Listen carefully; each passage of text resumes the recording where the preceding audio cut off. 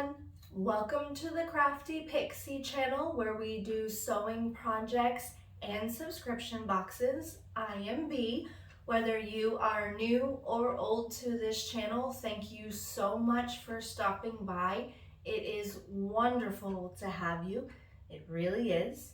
How is everyone doing today? I hope you're all doing well in your own little corner of the world. And I see you and you guys are awesome. I appreciate all of the support, I really do. In today's project, we're gonna be making this little wall hanging behind me over here. This is the panel that I got in one of the Sewers Club boxes. I don't remember what month it was, but I'll have the link for the video up above so that you can check out the video if you haven't already. This is a great project. It is a very simple project. It takes no time at all to do. I went to Walmart and got the dowel rod and the paracord. I think it cost me, I don't know, $6, something like that. So it's not expensive at all, and this is a great wall hanging for, you know, if you have an open space on your wall and you really don't know what to do with it. If you got this panel in the subscription box and you don't want to cut it up because it's a full picture, it's definitely an easy project to do. There's a little bit of sewing, but it's not too bad. And it takes no time at all. It's great. I was done in pretty short amount of time. So, I mean, it's not bad at all. Anybody can do it. So if you haven't already, please hit the subscribe button down below and the notification bell so you know when I upload every week. Leave a comment in the comments section, especially if you are a new subscriber. I would love to hear from you, and give the video a thumbs up. Without any further ado, let's get to materials and escape for a while. For this project, you're going to need either the panel piece that you got from the Sewer Club box, or if you get just one long design panel, you can use that. It is quilt cotton. You're going to need scissors, clips or pins, a dowel rod. This is a 1/2 inch. And then rope or paracord or something like that so that we can tie it. Your sewing machine, an iron, and a little bit of time. So let's get started. First thing I went ahead and did is I used my pinking shears and literally cut right across the black piece of fabric, just so that there wasn't too much fraying and it evened it out a little bit more. Next, we are going to make a little bit of a hem so that the raw edges are in the back. So just take your iron and ironing mat, or ironing board if you have one. I haven't upgraded yet. And we're going to fold the raw edge in like 1/4 inch. You can do more if you want to, depending on what your picture is.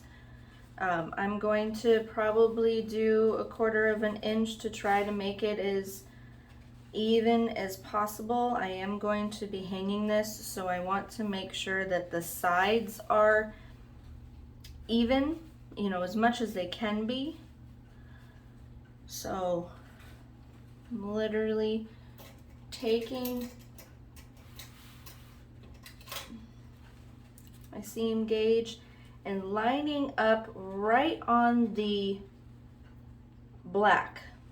I'm not going over where the white is left. I'm just doing the black, okay? And I'm going to be pressing that down and then clipping it all the way across. So, just the black.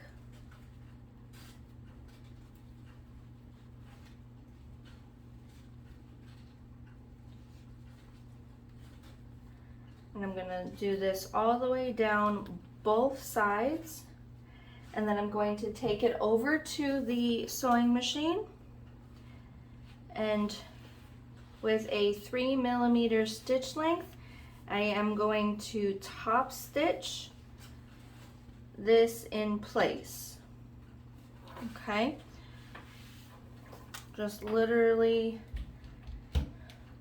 you want to catch everything, so about 1/4 of an inch or 1/8 of an inch, whichever you're more comfortable with, or whatever you are doing for your seam.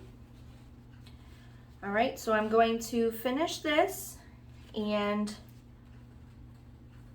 sew it, and then I will be right back.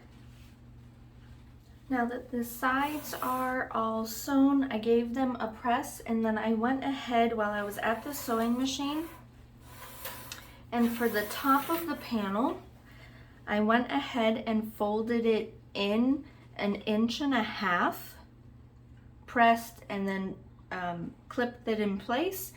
And then for the bottom half, I went ahead and folded it in 1.5 inches. Actually, no, I don't think it was 1.5 inches. Sorry, it was 1 inch.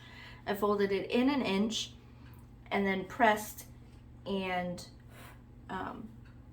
clipped it into place. Now we're going to take this over to the sewing machine, and with a 3mm stitch length, we are going to top stitch both the top and the bottom.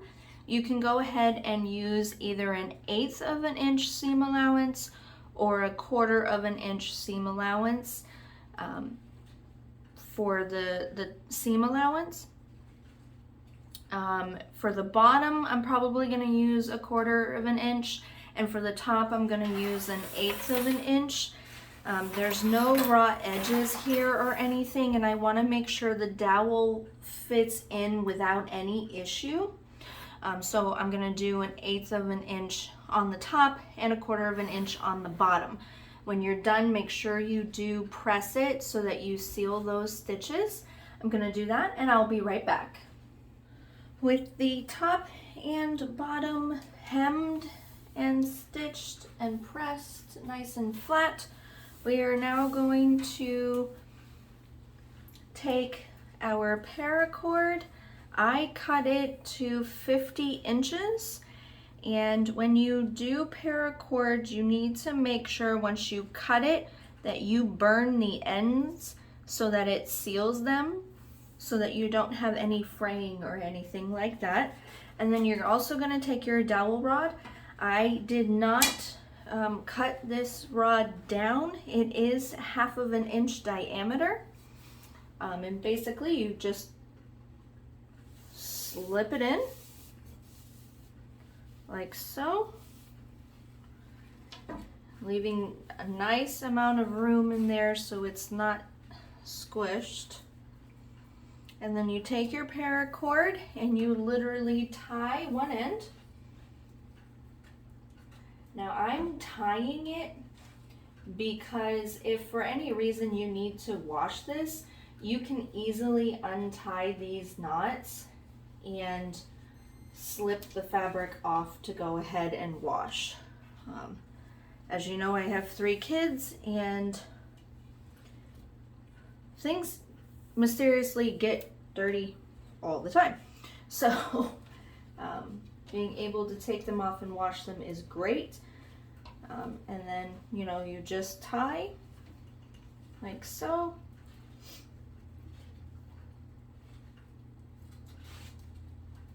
I double knotted them. You can use rope here,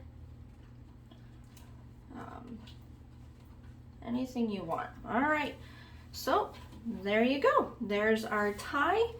It is secured into place, and there is your wall hanging for the holidays. If you got the Halloween one or anything like that, or year round, you know, if you've got one that functions for year round. So there you go. Don't forget to hit that subscribe button and the notification bell. Leave a comment in the comment section, and give the video a thumbs up.